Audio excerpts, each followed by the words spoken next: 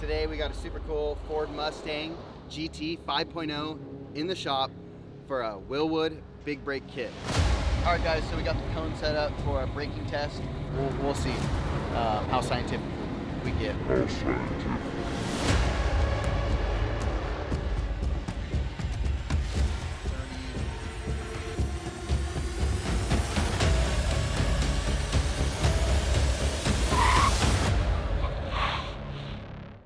What's up guys? Welcome back to Monji TV. Today we're gonna find out if this is the best brake kit in the world. To our right we have a 2019 Ford Mustang GT 5.0. We're putting this Wilwood front and rear big brake kit on the car. Let's check it out.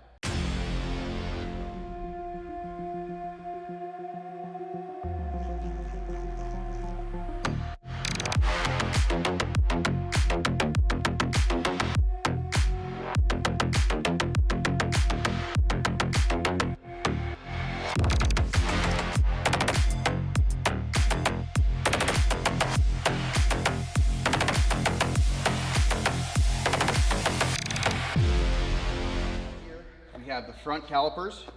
We have a 6-piston front caliper. The front and rear calipers are actually very similar in design. They're almost identical. The only difference is the width due to the thickness of the rotor. The front rotor is thicker than the rear. The rear caliper is narrower than the front. They utilize the same hardware, same pins, and even the same brake pads. Here's a quick look at these brake pads. Here's the back, here's the front. Front and rears are the same, literally same part number on both parts, which makes finding parts, remembering what parts you need really easy. The kit also comes with new rotors and top hats that are 2-piece, a bunch of hardware to assemble our 2-piece rotors. They even have, if you look closely, they even have holes drilled so you can safety wire all of the bolts together. Full billet aluminum construction, anodized in black with a laser etched logo with Wilwood, very high quality. Everything from the hardware to the calipers to the brake pads, top hats, and the braided steel brake lines is extremely high quality. We have our new slotted rotors that are 2-piece. So next time you need to change the pads and rotors, or if you got to do rotors at some point in the future at least, they just unbolt from the top hats and you reuse the top hat, which is very nice. It makes it more cost effective in the long run. It also, being 2-piece design, dissipates heat a lot better and keeps the heat away from your hubs, which saves wheel bearings. The other stuff that comes with this kit are a whole new parking brake caliper mechanism and some new e-brake cables to make that function. Here are the new e-brake cables packaged up, all nice and beautiful. Looks like something you would find from the OEM manufacturer. Very high quality stuff here. We have more brake lines for the rear, similar as we found for the front. We have some hardware for the calipers here. That's what you see these bigger hardware kits are. These are rear, those are front, or vice versa. Pretty much that's everything else, except for the only thing we missed were these brackets. These are the rear brackets that bolt to the wheel hub area to mount the new, bigger caliper to the rear knuckle or upright, as well as the same thing for the front here. Much smaller design, but these will just bolt onto the factory location and then mount to our new calipers. The kit should be fairly straightforward. I think probably the most complex part of the kit will be mounting and running all the lines and hardware for the e-brake cable. I think that's probably going to be the most complex part of the kit. That's what I'm anticipating. Maybe mounting the rear bracket as well. We'll get into that more as we go. We'll kind of be giving you a complete rundown of what is required to install this kit, as well as like an overview of the difference between the factory kit and this kit, and we also have a stopping test, so you'll be seeing that later on in this video. We'll be doing a comparison of the stock brakes to the new big brake kit and seeing the distance between 40 mile an hour and 60 mile an hour to 0 stopping distances. Let's go ahead and get on with the assembly of the car. Woo! All right guys, if you like this content, help us out by going to our website, copying yourself some merchandise. We got everything from hats, shirts, stickers, and sweatshirts, as well as parts like this Wilwood big brake kit and much more. Make sure to comment, like, and subscribe. It helps us out tremendously. Now let's get on to this Mustang.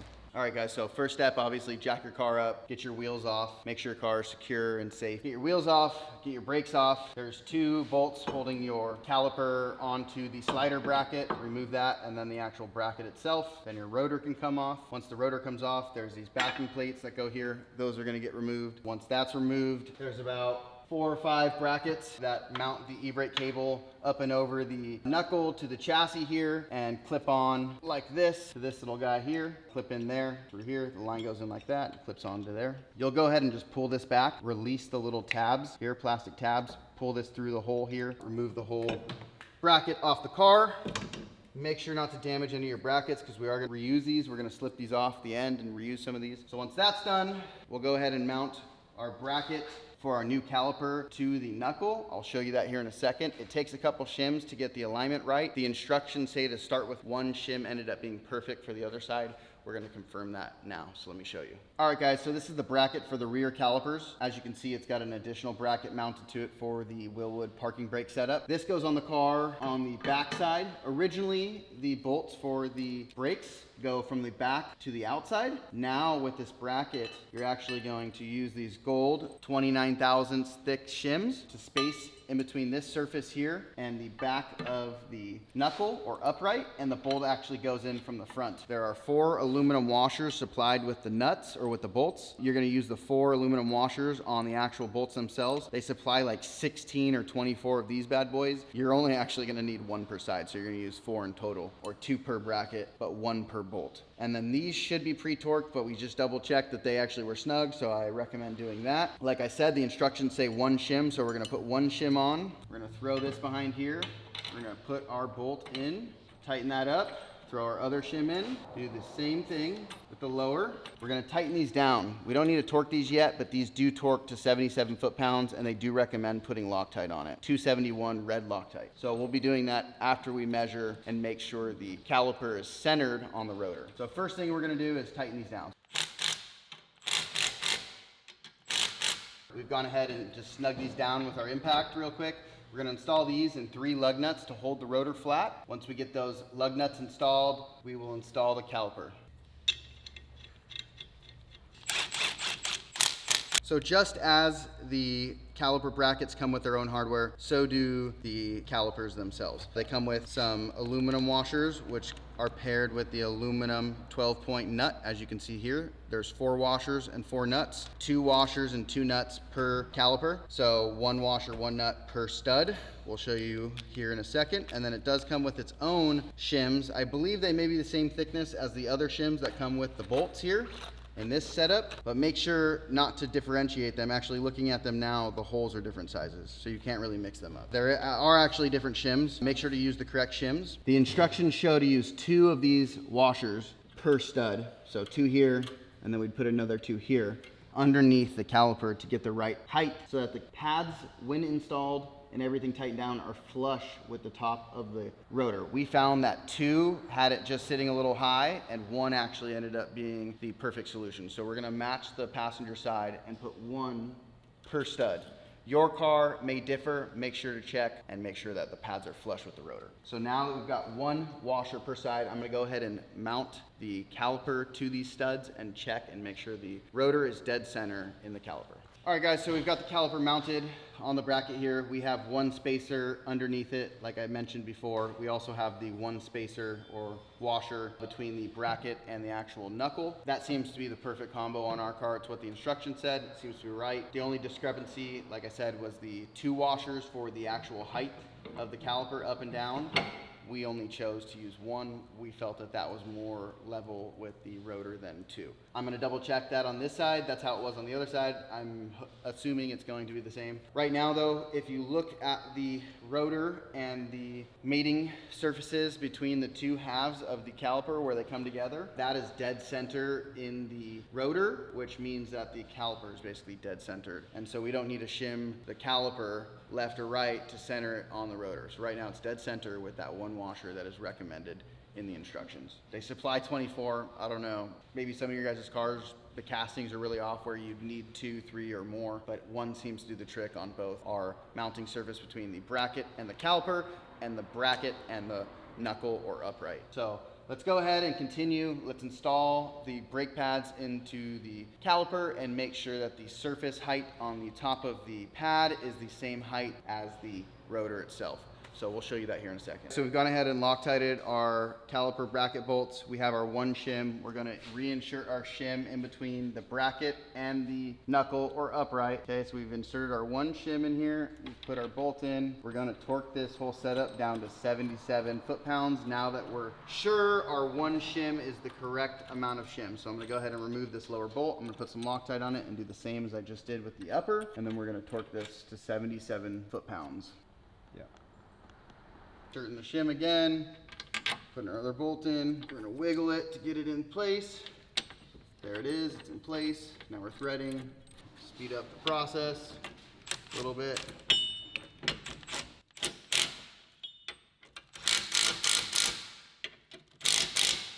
Now we're gonna go ahead and torque those to 77 foot-pounds. So let's go ahead and do that. Torquing these to 77 foot-pounds. All right, now that we have this bracket torqued for final assembly, we'll go ahead and throw our rotor back up there, and now we're gonna throw our caliper on. So make sure to expand your pads and just jiggle the rotor on. Once again, we're gonna check to see that this is flush, which it is. It matches the other side. The pad surface is completely flush with the top of the rotor. We used one shim for stacking the height on the caliper to the bracket. Your car may differ, make sure to check. Now we're gonna put our washer and nut on for final assembly. Aluminum washer first. You'll notice that it sits perfectly in the groove of the caliper, perfectly machined for the washer. And then we will tighten on our nut and torque this to 47 foot-pounds. All right, guys, the brake caliper pins that hold the brake pads in are held in with this little horseshoe spring clip. I like to use some needle nose pliers. You just grab it like this. So you just squeeze it with needle nose pliers and shrink it down. So after you remove your clip that holds your pin from backing out, we can slide our pin out. So I've gone ahead and removed both pins. We're gonna store them in a safe place. We're gonna flip our caliper over and we're gonna install our new pads. So these go backing plate, the metal side towards the pistons. We're gonna drop them in, curved surface facing down so it matches the contour of the rotor. We're gonna drop both of these in. We're gonna take our pins, slide them in. Now one thing to make sure is to keep the pads in their location, otherwise you'll kind of fight these springs getting them back into their spot. So it's good to just try and leave them as they are. Pop that pin in. Pop our other pin in, both pins all the way in and push through, seated down. And once we do that, you can see they're pushed in all the way. I'll take something like this or a flathead screwdriver and just push the pins in and make sure they're all the way in. Once they're all the way in, we'll go ahead and insert our clips. Take one of these in our needle nose pliers, try and keep it straight. They do want to just pop out sometimes. We'll just get it inserted in the hole. Kind of got to sneak it up to the tips. But try to, like I said, keep it from twisting. Keep your hands on it so you don't lose it. I'm gonna go ahead and squeeze these down. If you're gentle, you can actually just push them in, just kind of force them around all the way. So as you can see, we've got one installed in there. If you look in there, there's a groove and it's completely sitting down in its groove. You'll see that it turns nice and freely as well. So we'll just make sure down in the groove, which it is. I'm happy with that. So we'll go ahead and move on to the other side. So it should slide in like that just did without popping back out. You release it and then you will have to kind of like tap it in for the final little click. There we go. That's how it should be, something like that. So you insert it most of the way and then you'll see right here, as I push it in, you'll see it pop. You'll hear it audibly as well. You can physically see it snap into location. That's done. Pads are installed, pins are installed, and the retaining clips. So let's go ahead and mount this back on the car. We'll put one washer, like I said previously, below the mounting surface of the caliper on the studs. They're already pre-installed on the car already. And then we'll torque this nut down to 47 foot-pounds. All right, guys, so here's a look at the replacement cable versus the factory cable. The factory cable kind of has some heat shielding on it and these white ends. These remove by pushing these little spring clips on the side. They're just plastic and they slide in through the groove here and push in, as you see, like that. And then this thing will key onto here. You actually unclip the line first. And that's how the line goes in there, slips through that groove. It'll sit flush like that and it would normally be in the car like that. So let's go ahead and remove the line. Has a little nut here. You'll have to hold it here and remove this. We are going to be changing this whole little piece. To remove this line though, we're going to push the tabs, upper and lower side, pull it out, and then it just comes out of the car. The passenger side cable is longer. So the one that runs over the drive shaft to the passenger side is longer than the driver's side one. The replacement cables mimic the same thing. So the new cable is longer for the passenger side than it is on the driver's side. So just something else to note. We're gonna go ahead and get this little piece changed over. We do already have one cable kind of softly routed in here. We're going to get the other one routed and get this one out of here. Let's go ahead and continue. We're gonna get this mounted and we'll show you what it looks like finalized. You have to transfer this center piece. Once you slide the old piece off, this center little pin will slide off. You can't mess up the orientation. It just goes back on. Slides onto the threaded section here with your little spacer and then the nut. So that's the orientation there. These little holes, these grooves, go towards the sidewall of the car. We're gonna go ahead and thread this on. We did mark, you can see here, we have a red mark where the nut was previously, so we're gonna tighten this nut down to roughly that spot and hope that that is very close or accurate and gets us adjusted almost perfectly or perfect. So we'll go ahead and set that up. We'll get our new cables routed. All right guys, this is the Wilwood parking brake. The original brake setup had a 2-in-1 setup where the mechanical parking brake feature was incorporated into the actual brake caliper for the car. In this particular setup, they've chosen to do it separately. Due to the design of a dual acting caliper, it is very hard to make them have a parking brake inside of them. It's much easier on a single acting, which is what the factory calipers were. This new mechanical caliper will bolt to that new bracket we've bolted to the car. Uses these smaller aluminum bolts. It comes in a little 4-pack. There's 2 per side. They torque to 30 foot-pounds. We're gonna get these installed on the car right now, but just wanted to give you a quick look at how it goes on the car. When installed on the car, these levers will face the back of the car. When looking at it, the one that points to the right actually goes on the left side of the car, and vice versa. The one that points to the left goes on the right side of the car. And so we're gonna go ahead and get this one. As you can see, these arms point to the right when looking at the front of it. That will go on the driver's side. So we're gonna put this one with the arms facing to the right on the driver's side. 2 more things to note real quick. When installing the parking brake, make sure to expand your pads all the way or you will struggle to get it on. You kind of have to hold them out while installing it, as well as this bracket is threaded. So the bolts will go from the back facing forward. You do put some Loctite on here and torque it to 30 foot-pounds, as well as Loctite for the bracket to the knuckle, but not these bolts for the bracket to the caliper. So we're gonna go ahead and get these Loctited and installed, but this is what a quick look at what it looks like and how to do it. Expand your brake pads, kind of gotta finesse it over the edge, and then it should just basically fall right into place. You'll slide your bolts in from the back, tighten them down, and torque it to 30 foot-pounds. Done.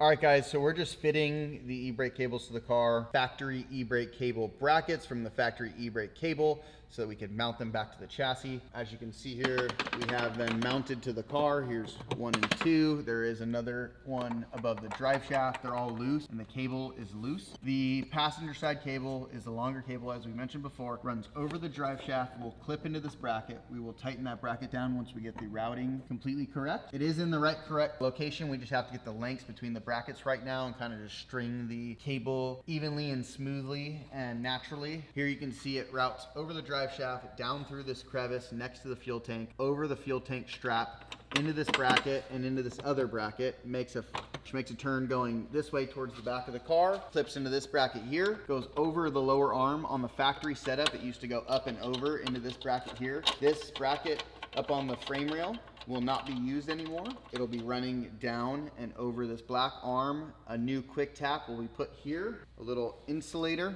will be going right here with a quick tap screw in the direction probably like that, with a quick tap screw to hold the line here. You'll leave a little slack in this section because if you pull it too tight, it'll rub on the axle here. We don't want that, so we'll make sure to leave a little slack so that it kind of rests more on the arm. We may tie some rubber up in this section or just try to keep it off. We'll probably put a little insulator in there just to keep that from wearing. Zip tie like a little chunk of coolant hose or something in that spot just to protect it. Wilwood didn't provide anything in that area. They probably just expect you to just give it just a little bit of clearance on both sides. Just for some added insurance, we're gonna add a little sheathing to protect that section. There is a little clip here. I have one in my hand, circlip or C-clip, whatever you wanna call it. Clips in here. The line for the e-brake slips in from the bottom side and slips in through the groove up in this upper spot. We'll show you on the other side how to do that now. It's retained via this clip on the top side, and the bottom side just pushes in all the way flush. So let's go ahead and move over to the other side and I'll show you that now.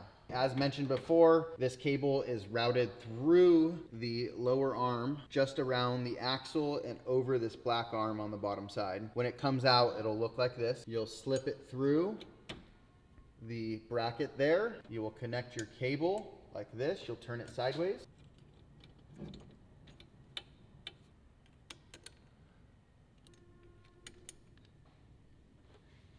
So once you put your e-brake cable in and get it flush and the e-brake in on the top side, you can go ahead and put our circlip in on this particular kit. There is 3 positions on the e-brake cable, but you can only get it in the very last position. Even trying my hardest, I couldn't reach the 2nd position if I wanted to. The car will only take it in this position. If you're working on a different kit, or for some reason your kit will take it on a lower position, go ahead and do so, but don't force it. It should go in smoothly. Like to hold it up, make sure it's held up, make sure you're flush, going in straight. It should just pop on like that right there. Once it's popped on, it won't pop off. The line will be tight and pretty much stuck in place. It'll have a little bit of jiggle to it, as you've seen here. That is normal.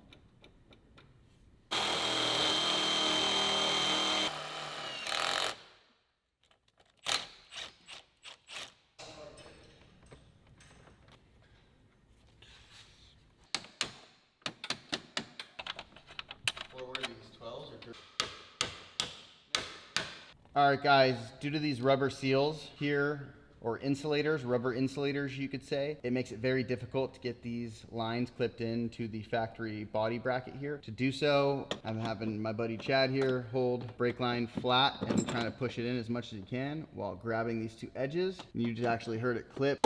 It'll kind of clip in. A little hack.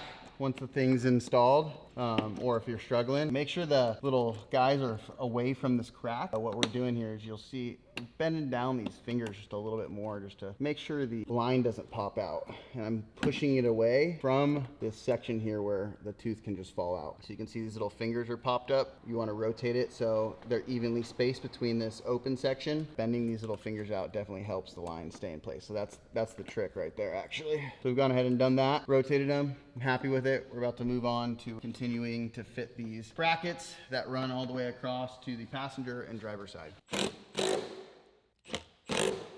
All right, guys, so we just adjusted the e-brake cable. First thing you got to do is just tighten the nut here to get rid of the slack on this adjuster rod that is attached to the main e-brake cable, which goes into your car and into the actual e-brake cable mechanism, hand cable or hand lever assembly inside the car. We've tightened it to the point to where the slack is no more on these cables. We can't pull them back and forth anyway. And inside the car, the very first click will basically, as we're rotating the drive shaft, will stop the drive shaft from turning by hand. So basically all the play is adjusted out, and we are doing it as this was being adjusted. I could feel basically in the cable when the first click was like very taut versus like having play up to the first click, which would imply that the cable wasn't fully taut until about the first click. And so we got rid of that little bit of play, just adjusted it up slowly until it felt really good. The other indicator of when the cable was there as far as adjustment was the audible noise of the e-brake cable dragging on the rotor. When that gets just a little bit louder, that implies that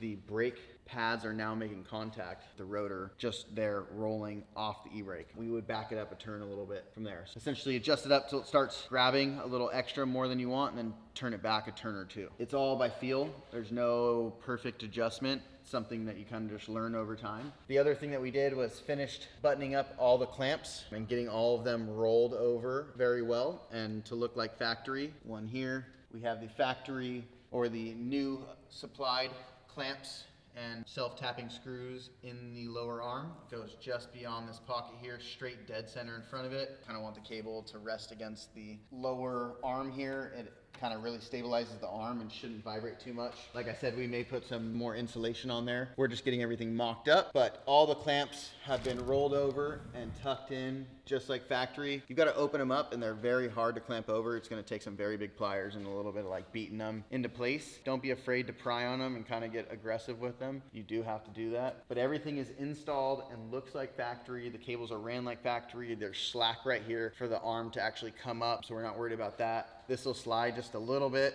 so we're not super worried about that, to where this adjusts just a little bit if it needs to in that section as it swings. Other than that, everything looks really good. We're about to install the exhaust. I don't even know if we mentioned that before, but you do have to remove the exhaust to get the e-brake cables out. You may be able to do it with it in, but it would be a real pain. We highly suggest removing your exhaust to do this. It's actually not even mentioned in the instructions. Definitely refer to your instructions as well as you're doing this. We ourselves have been bouncing back and forth to look at the photos and just make sure everything is exactly as the kit describes it to be. Kit's coming together really nice though. I'm very, very happy with how it's looking so far. The very last thing we have to do is the brake lines and then bleed the brakes, as well as do the front kit, which you'll see us do next. So we're gonna get the brake lines in, and then we're gonna move on to the front brakes, and then we will bleed the whole car and then take it for a test drive. So we're almost there.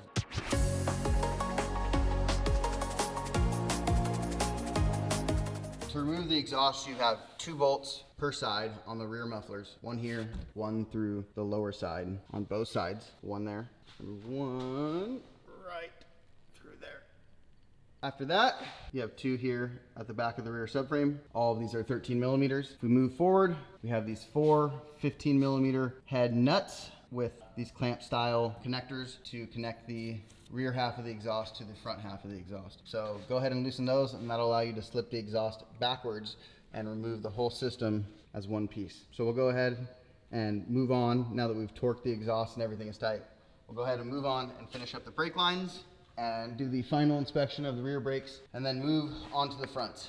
This bracket is gonna have to get swapped over, I'm almost positive, for the brake line, but we'll show you that here shortly. All right guys, we're gonna loosen up the brake line here and remove this stock caliper once and for all.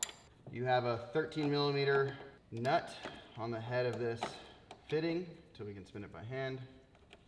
Now it's spun by hand. There's a little clip. Pliers like this, or dikes, are like the best tool to just wiggle these out. You can catch the edge there, a little channel with the head of the teeth, and really get a good bite and wiggle these type of fittings out. Now we have to remove this factory bracket and replace it with our new bracket. So we're gonna go ahead and get that replaced. It looks like a 13, as well as install this new fitting to adapt to our new brake line.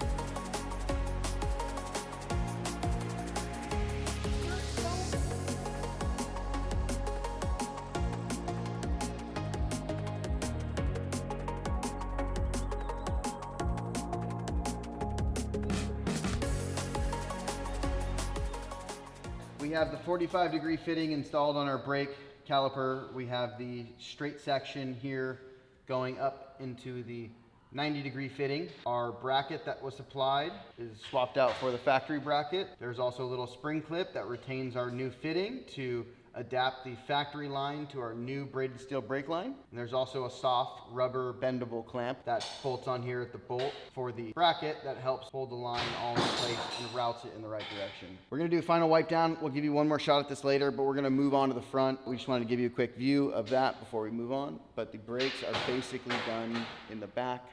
Super excited to drive this thing. Front should be much easier. The back was definitely a much more time-consuming task. There's a lot of fiddly stuff like all those brackets. Just getting the measurements right and getting them clamped is very time-consuming and difficult. But everything is torqued, Loctited, ready to go, adjusted. So we're super stoked.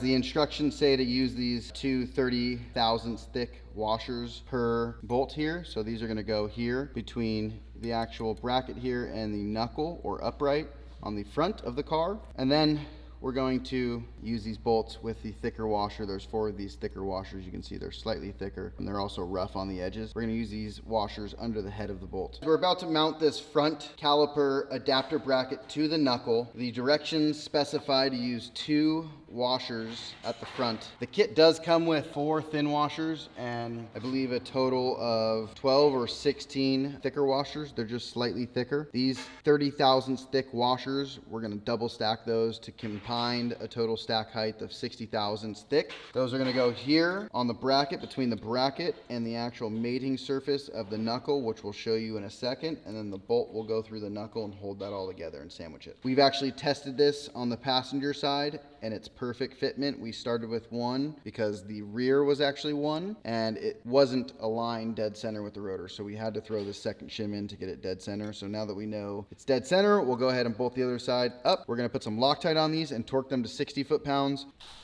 All right guys, so we're gonna put some Loctite on the bolt. We've got our 2 washers here. We're gonna mount this on the rear side of the knuckle. The bolts, just as in the rear setup, the bolts are gonna be facing the inside of the car. We'll go ahead and tighten up that loosely. And now let's get the second set of washers and bolt on the car, and then we'll torque it down to 60 foot-pounds. So we've gone ahead and put Loctite on it, as well as, I forgot to mention, there's these thicker washers. They've got a little rough edge to them.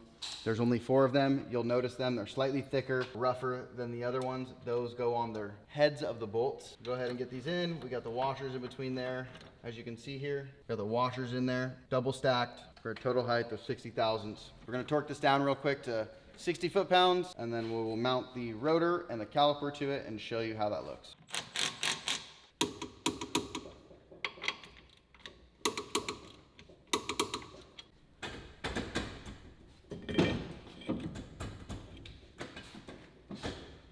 On top of shims and hardware being supplied for the bracket, there is also 12-point nuts, aluminum washers that go with that for right here to hold the caliper to the bracket, but there's also some washers to stack the height up and down. Once again, we're gonna start with 1. We've actually double checked already on the passenger side that 1 is a good fit, and 1 does get the level of the brake pad surface here at the top, level with the rotor when mounted and tightened correctly. So we're gonna go ahead and pull our nuts out of here, and 1 washer per location, per stud. Okay, so these are gonna end up sitting under here and stacking this height up so that the caliper isn't too low on the rotor itself. We're gonna make sure they all match. We're gonna go ahead and pull out 2 of these, set them to the side. Those are gonna be the 2 we use. We're gonna separate our aluminum washers and our nuts, and we're gonna go ahead and mount this on the car. Okay guys, we have our 2 washers here. We're gonna go ahead and slip these on the studs before we slip on our caliper. We're gonna slip those on. Next up is the caliper, and then these washers, and then the nuts. Slip on our caliper. Before we do that, make sure your pads are all the way back. We're gonna kind of hold the rotor flush to the hub, and we're gonna find the studs with the caliper itself, wiggle it over. Can be a little difficult to do one-handed here. Let me take my other hand off. Can take a little persuasion to get them started. This is the first time this caliper's gone on. The first time they do go on, they're actually quite difficult because you can see there's a little bit of powder coat that comes off. Sometimes excess powder coat ends up in the holes and kind of makes them tight. So the very first time you put it on, you might struggle like you just saw me. The other ones were kind of all the same, and once they went on one time, they went on a much easier the second time. Now we're gonna slip on these aluminum washers, which are gonna fit flush in the hole, and our nuts, and then we're gonna tighten these bad boys down. And that will basically complete the install of the front big brake kit. We do have to install our new bracket and line, which we'll show you next. So first I'm just gonna bring these down by hand with a 1/2 inch. Both front and rear brakes are both a 1/2 inch drive nut. 12-point brake pad is level with the rotor, just as we set the rear. After we get these down, we'll do the final torque. All right guys, we're gonna do the final torque to the caliper, 47 foot-pounds for the 12-point 1.5 nut. All right guys, as you will see, both pads have a decent bit of play. The rotor is actually centered nicely in the caliper, as well as the height of the pads is level with the rotor. So I'm very happy with this. We're gonna do the final torque, put the brake line on, and bleed the system, and take this car for a drive. The front brake kit comes with these brackets and fittings, just as the rear kit does, and these little spring clips, which we've used big pliers like this to squeeze those onto there. The fitting nipple goes down towards the hole. Mount on the car like that. Factory line's gonna come in here, and then the new braided steel line is gonna come off of them like that onto the 45-degree fitting, which will get screwed into the back of the caliper. So let's go ahead and get these screwed into the caliper, our brake lines and fittings, brackets installed on the car, and we'll give you a look at that. We got our new adapter and bracket. We're just gonna screw that onto our line here, get it threaded. And sometimes it can be a little bit of a pain in the butt. Just make sure you get it straight. You might have to just kind of file the tip of this. Slightly have to bend the line to re-line up the bolt for the bracket. We'll get that lined up, and then we'll get this banjo tight. All right, guys, we're gonna be utilizing this Motul RBF 660 racing brake fluid. We're gonna go ahead and pour some in the reservoir, top it off, crack all the brake bleeders, and just let everything gravity bleed until brake fluid starts to flow out of all the nipples. Maybe pump the brakes a couple times, and then we will lock everything off and then actually go around the process of bleeding the brakes at all 4 corners. We'll probably go around twice as well with that process. So.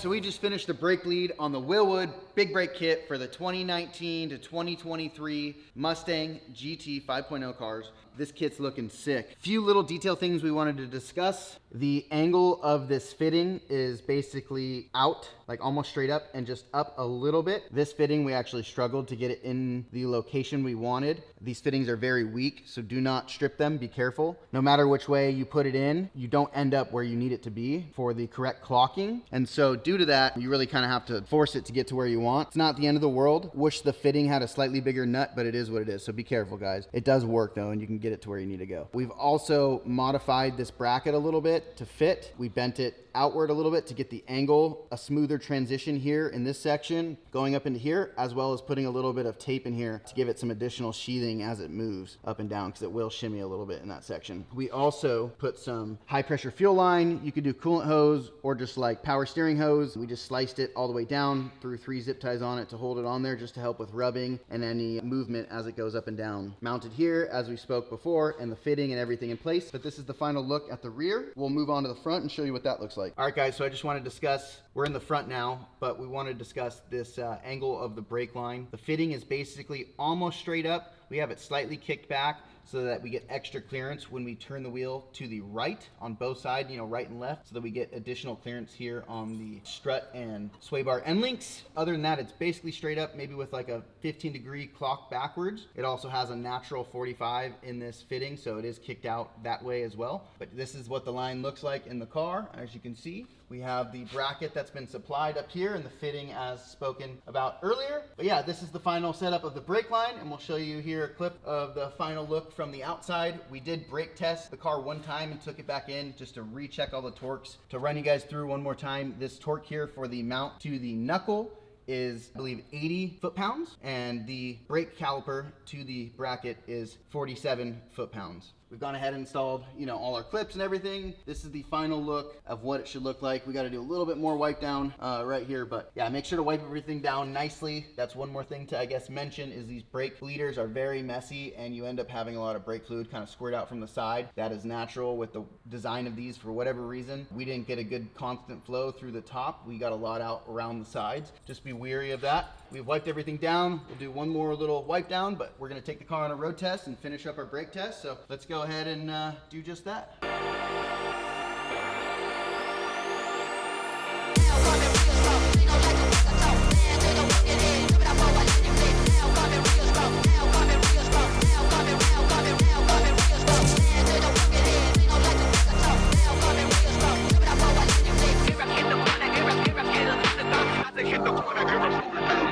Alright guys, so we got the cone set up for our braking test. We're going to use some visual markers as a reference We have a physical marker on the ground, reflectors that are glued to the ground. We're using those at a certain spot for our cone. So the cone location will be identical from test to test. We'll be measuring the difference between the distance of where we stop with this car and the distance of where we stop with the Wilwood brakes on this car. We don't have one of those rollers to actually measure the distance. We'd have to use a measuring tape and just mark it. We'll see how scientific we get, but we're definitely going to use at least some visual markers and measure the difference between the two and see how many feet we can pick up between this brake kit and the big brake kit. We're going to do 40 mile an hour to 0 and the 60 mile an hour to 0 public street in Mexico. So.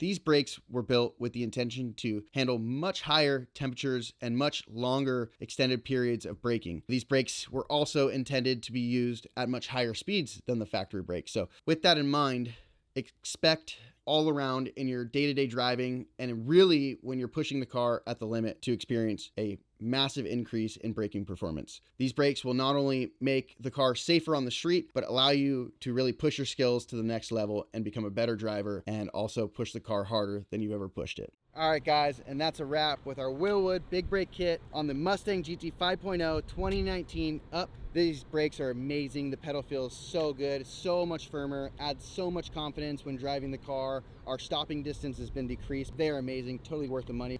Customer is super happy with the car. They look amazing, as you can see, and just really overall an amazing product. So make sure to like, comment, and subscribe down below. The link for the parts is down below. You can go to our website and purchase them there as well as merchandise. And we really appreciate the support. We look forward to seeing you on the next one. Woo!